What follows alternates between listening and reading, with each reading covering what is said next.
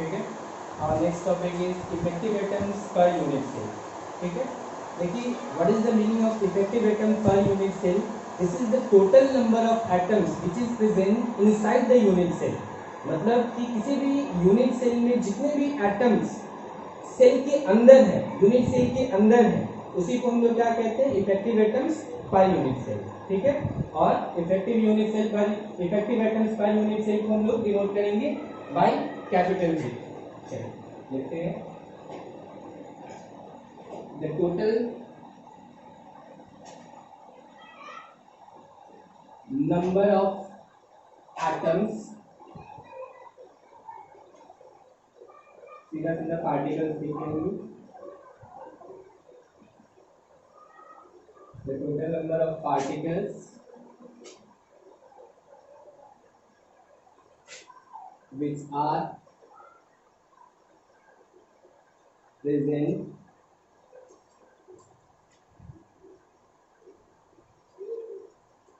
inside the unit cell is known as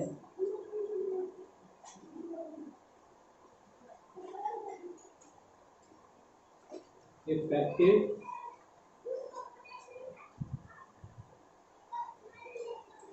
atoms per unit cell। ठीक है, मतलब किसी भी यूनिट सेल में जितने भी एटम्स यूनिट सेल के अंदर प्रेजेंट हैं, ठीक है, उसी को हम लोग क्या कहते हैं, effective atoms per unit cell. ठीक है, it is denoted bye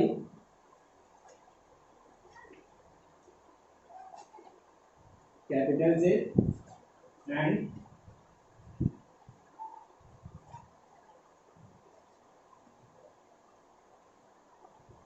it is calculated by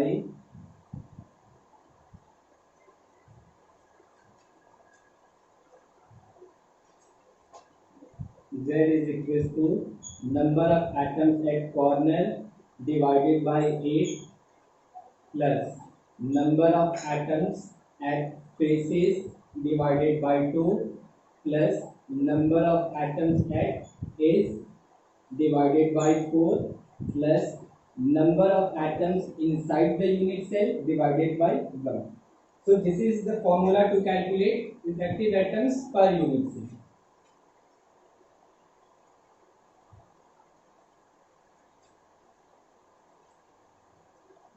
ठीक है, देखिए एनसी का मतलब क्या होता है, total number of atoms present at corner.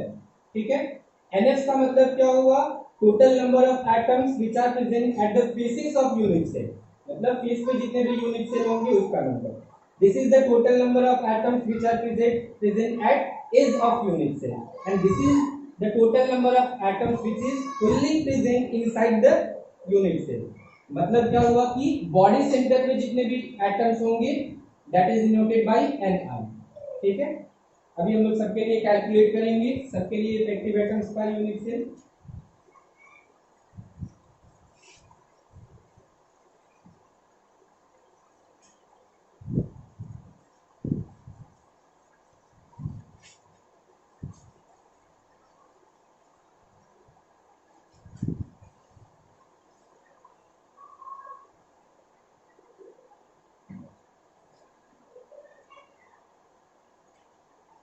एक तरफ लिखेंगे यूनिट सेल और दूसरी तरफ लिखेंगे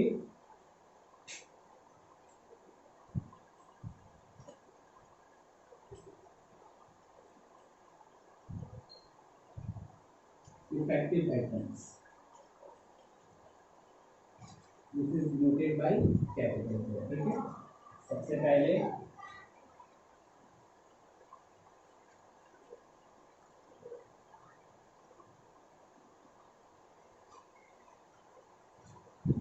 simple unit cell,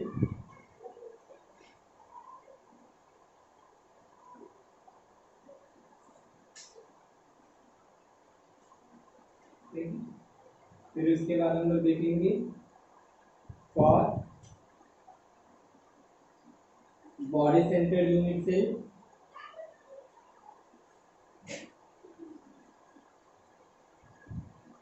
then for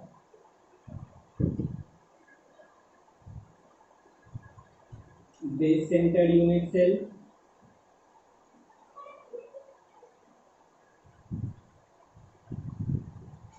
then for edge centered unit cell.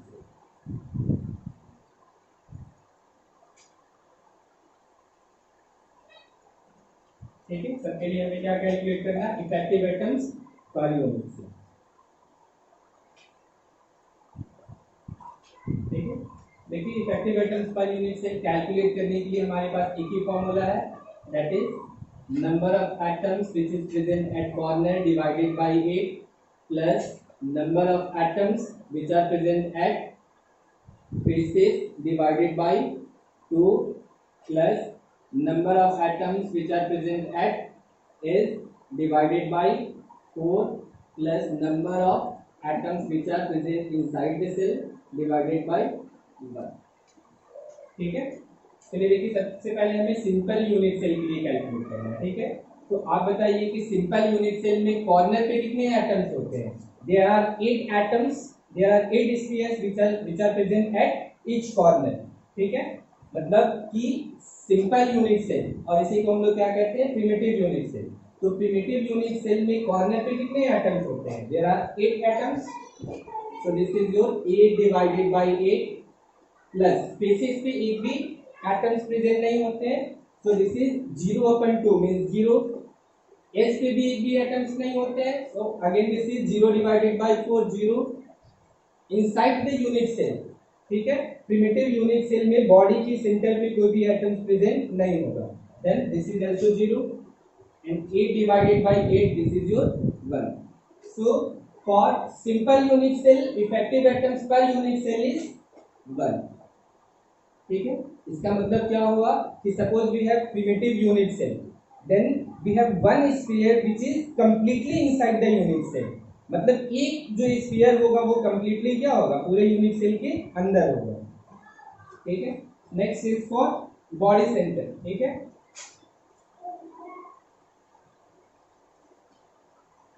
Formula हमारे पास सेम है। चलिए, बॉडी सेंटर में एटम्स कहाँ कहाँ पे प्रेजेंट होते हैं? कॉर्नर, जितने भी कॉर्नर होते हैं कॉर्नर पे एक एक एटम्स प्रेजेंट होते हैं, और एक एटम जो है वो बॉडी के सेंटर पे प्रेजेंट होगा, मींस कि जितने भी क्यूब होंगे उन क्यूब के सेंटर पे प्रेजेंट होगा। ठीक है, कॉर्नर पे कितने एटम्स होंगे? 8। So number of atoms which is present at corner, this is your 8 divided by 8 plus number of atoms at faces, base पे एक भी एटम्स नहीं होंगे, so again we have 0, this is also 0। Number of atoms inside the unit cell. ठीक है, body centred unit cell में एक sphere ऐसा होगा, एक एटम ऐसा होगा जो क्यूब के, मतलब क्यूबिक यूनिट सेल के एकदम बीचों बीच होगा, सेंटर पे होगा। सो this is your 1 divided by 1 means 1, so this is 1 plus 1 means 2। ठीक है, so for body centered unit cell effective atoms per unit cell is 2। ठीक है, अब हम लोग कैलकुलेट करेंगे for base centred.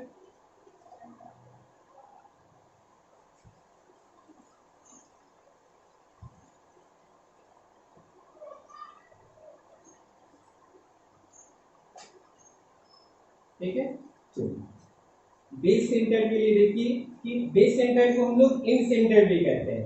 So in case of base centre number of atoms at corner is 8, so this is 8 divided by 8।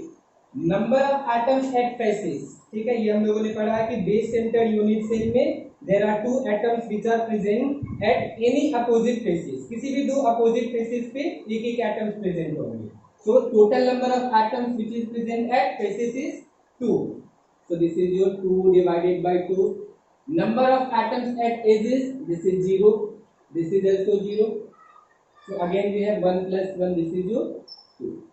ठीक है, so in case of base centered unit cell effective atoms per unit cell is again 2। ठीक है,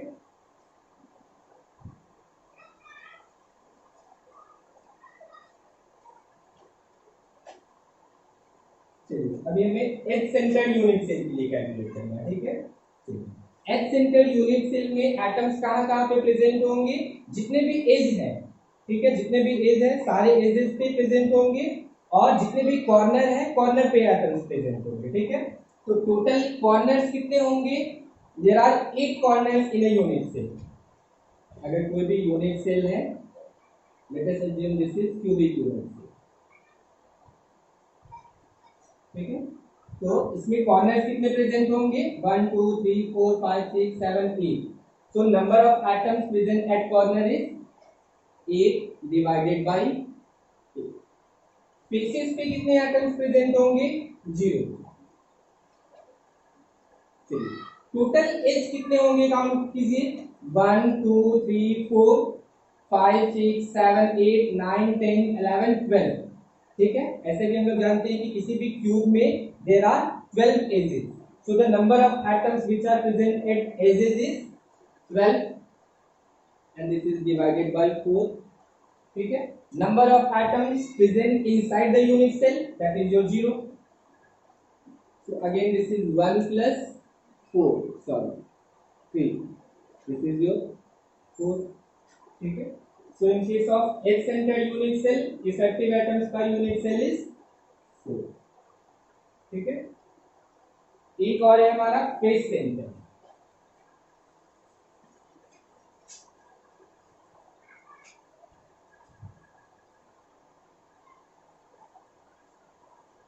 This is for face centered unit cell,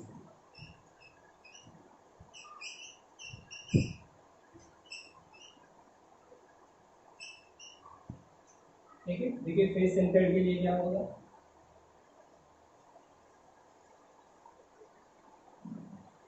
face centred में atoms जो है वो कहाँ पे प्रेजेंट होंगे, कॉर्नर्स पे, और जितने भी फेसेस है वहां पे। So the total number of atoms at corner is 8, this is divided by 8, plus faces कितने होंगे, किसी भी क्यूब में कितने फेसेस होते हैं, there are 1 2 3 4 5 6, there are 6 faces. So number of atoms at faces is 6. This is divided by 2. Again these are 0. So again we have 1 plus 3 is equals to 4. ठीक है। So in case of face centered unit cell, effective atoms per unit cell is again 4. ठीक है। This is all about effective atoms per unit cell.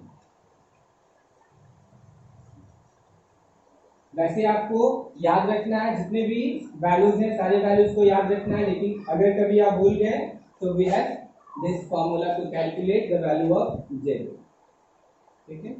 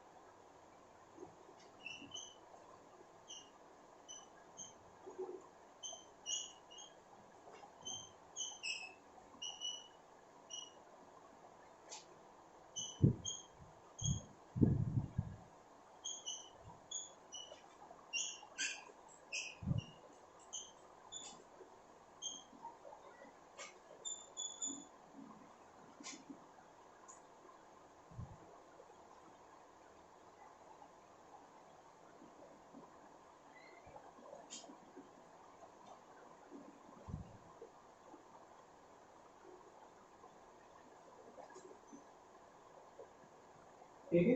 और next topic is relation between A and R, where A is the edge length of unit cell and R is the radius of each and every sphere, ठीक है। चलिए बारी बारी से सबके लिए calculate करेंगे।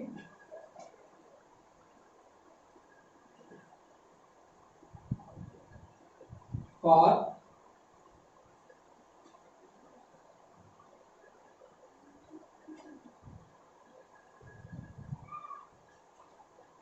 Simple cubic unit,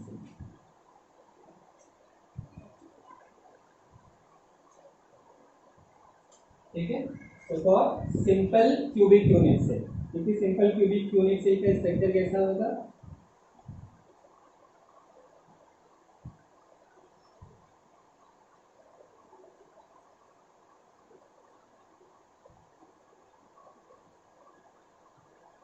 this is your simple cubic unit cell. Simple cubic unit cell में एटम्स कहाँ कहाँ पे प्रेजेंट होंगे, वे,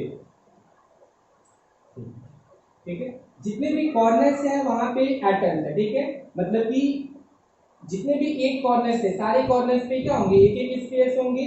और याद रखना है कि जितने भी स्पेयर्स हैं, ठीक है, each and every spheres touches its adjacent atoms और स्पेयर्स। मतलब क्या हुआ कि जितने भी एटम्स हैं, जितने भी स्पेयर्स हैं, वो अपनी एडजेसेंट स्पेयर्स को हमेशा क्या करेंगे, टच करेंगे, something like this. Late us assume this is your, this is sphere, ठीक है, so the next adjacent sphere will just touch each other।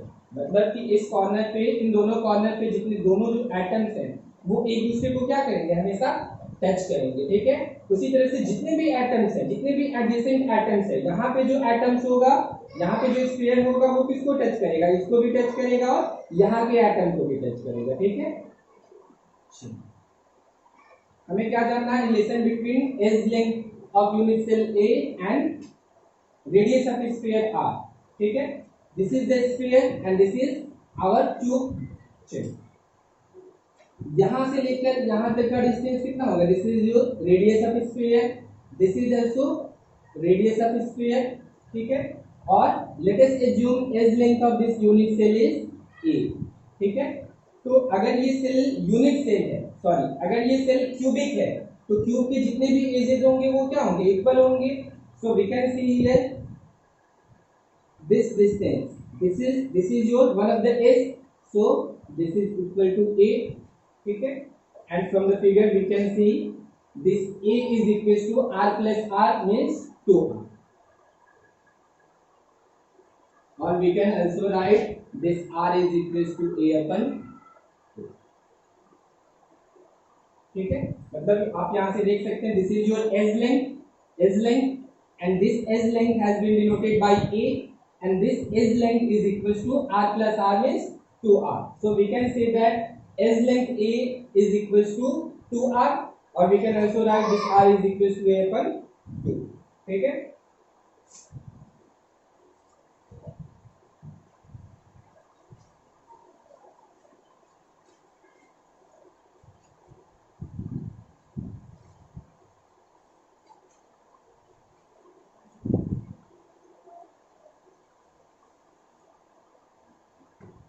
Next is for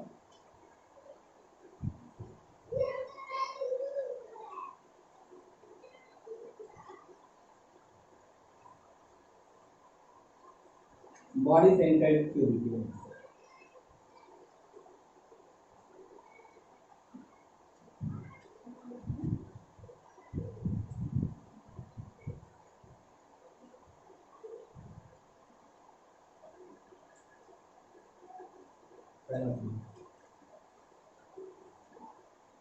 ठीक है, देखिए बॉडी सेंटर्ड के लिए क्या होगा,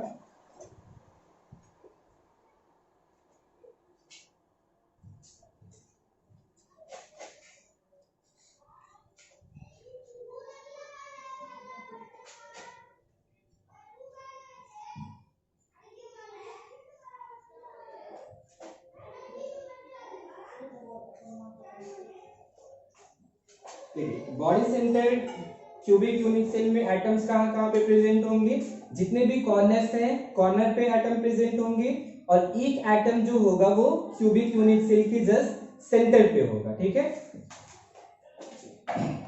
ध्यान देना है कि in case of body centred cubic unit cell each atoms at corner touches its adjacent atoms. मतलब क्या होगा कि जितने भी कॉर्नर पे एटम्स है वो अपने एडजेसेंट एटम्स को क्या करेंगे, टच करेंगे, और एक जो एटम होगा विच is present at the centre of cube, ठीक है, that atom will touch all the spheres, all the 8 spheres। मतलब क्या हुआ कि बॉडी के सेंटर पे जो स्फीयर होगा, ठीक है, वो कॉर्नर की 8 स्फीयर्स को भी टच करेगा, ठीक है, something like this. Late us assume this is the sphere which is present at corner, this is another sphere which is present at opposite corner. ठीक है, ठीक है। बीच में जो बॉडी के सेंटर में जो भी स्फीयर होगा वो कुछ इस तरह का होगा कि कॉर्नर के सारे एटम्स को टच करेगा। ठीक है,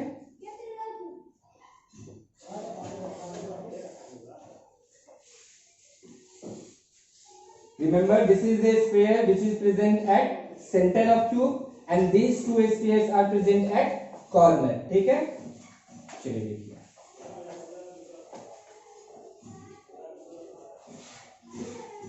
यहां से लेकर के यहां तक के डिस्टेंस को हम लोग क्या कहते हैं? This is diagonal of cube. This distance is the diagonal of cube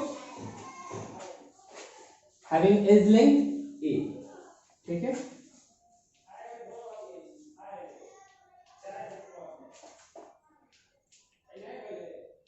so diagonal of cube, diagonal of cube का फॉर्मूला क्या होता है?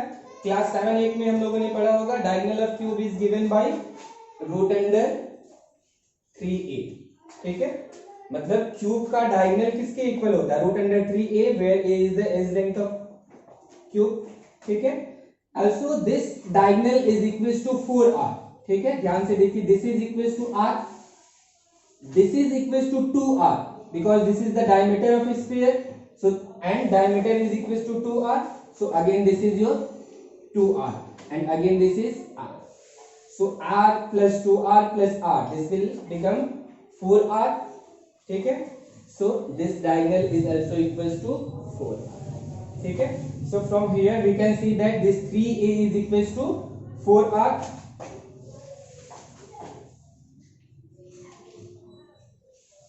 sorry, root under 3a is equals to 4r and this a is equals to 4r upon root under 3, or we can write this r is equals to root under 3a upon 4।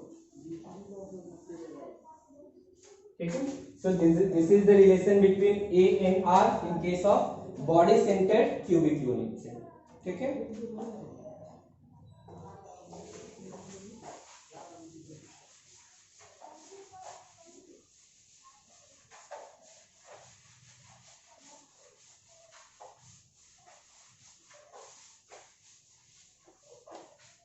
next is for face centered।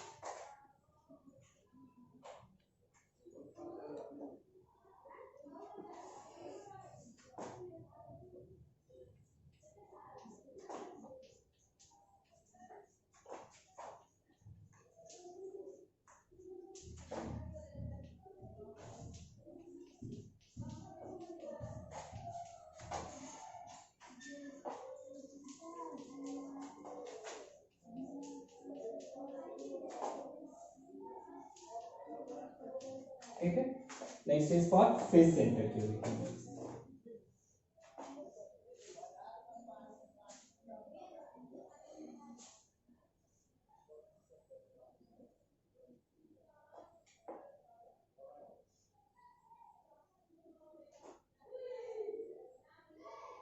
ठीक है, देखिए face centred cubic unit cell में atoms कहां पे present होंगे? Corner पे, और जितने भी फेसेस हैं फेसेस पे एटम्स प्रेजेंट होंगे। ठीक है, देखिए face centred cubic unit cell में एटम्स कैसे प्रेजेंट रहते हैं? जितने भी एटम्स कॉर्नर पे हैं, ठीक है, all the atoms which are present at corner, ठीक है, they will touch their adjacent atoms. ठीक है, मतलब कॉर्नर के जितने भी एटम्स हैं वो अपने एडजेसेंट एटम को टच करेंगे। ठीक है, इसके अलावा फेसेस पे जितने भी एटम्स होंगे, each atoms at faces will touches 4 spheres which are present at corresponding corners। ठीक है, मतलब क्या होगा कि किसी भी एक फेस को हम कंसीडर कर लेंगे। ठीक है, let us assume this is one of the face of face centered cubic units।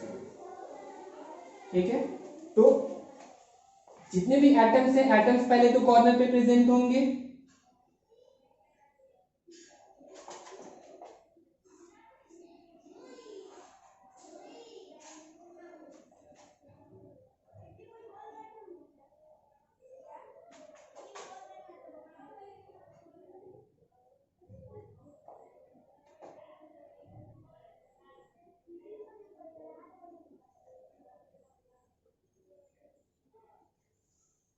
ठीक है। और जो फेस पे जो एटम होगा, अच्छा ध्यान में रहे कि ये दोनों सर्कल जो है, ये जो दोनों स्फीयर्स हैं वो एक दूसरे के कांटेक्ट में है। फिगर उतना अच्छे से नहीं बन पा रहा है, ठीक है, थोड़ा बड़ा दिख रहा है। अच्छा, एक जो फेस पे जो एटम होगा, स्फीयर होगा, वो इन चारों सर्कल को टच करेगा, ठीक है। ध्यान में रहे कि फिगर में जितने भी स्फीयर्स दिख रहे हैं they are of different size, but in case of any crystalline solid all spheres are assumed to be of same size। मतलब जितने भी स्फीयर्स होते हैं ऐसा मान के चलते हैं कि सबका जो रेडियस होगा दैट इज सेम, ठीक है। चलिए इस केस में देखिए कैसे कैलकुलेट करेंगे। Let us assume this is one of the face of face centered cubic unit cell। This is the atom which is present at faces, one of the faces, and these are the atoms at corner। Let us assume these are two atoms at corner, ठीक है। यहां से लेकर के यहां तक के distance को हम लोग क्या कहेंगे, अच्छा cubic unit cell. Suppose we have cubic unit cell, तो क्यूबिक यूनिट सेल के जितने भी फेसेस होंगे दे आर ऑल क्यूब, ठीक है, not cube, they are square. So this face is square in shape. इसका शेप कैसा है, दिस इज स्क्वायर। और स्क्वायर का डायगोनल क्या होता है, डायगोनल ऑफ स्क्वायर, ठीक है। अगेन ये भी आपने 6-7 में पढ़ा होगा, स्क्वायर का डायगोनल किसके इक्वल होता है, this is your root under 2a, ठीक है। Again this is r, this is the diameter of sphere which is present at face, so this is 2r and again this is r, so r plus 2r plus r, this will become 4r, so this is equals to 4r, ठीक है। so from here we can conclude this root under 2a is equals to 4r, ठीक है। यहां से a का value क्या हो जाए, wait sorry, this is your root under 2, ठीक है। यहां से a का वैल्यू क्या हो जाएगा, 4r divided by root under 2, ठीक है। और r का वैल्यू क्या लिख सकते हैं, this r is equal to root under 2a upon 4, ठीक है। सो these are the relation between a and r in case of face centered cubic unit cell, ठीक है। अच्छा ध्यान में रखना है कि end centred cubic unit cell के बारे में मैंने नहीं लिख पाया है, because in case of end centred cubic unit cell relation between A and R is same as face centred cubic unit cell, ठीक है। चलिए तो नेक्स्ट क्लास में हम लोग पढ़ेंगे पैकिंग एफिशिएंसी के बारे में and density of cubic unit cell, ठीक है। Thank you.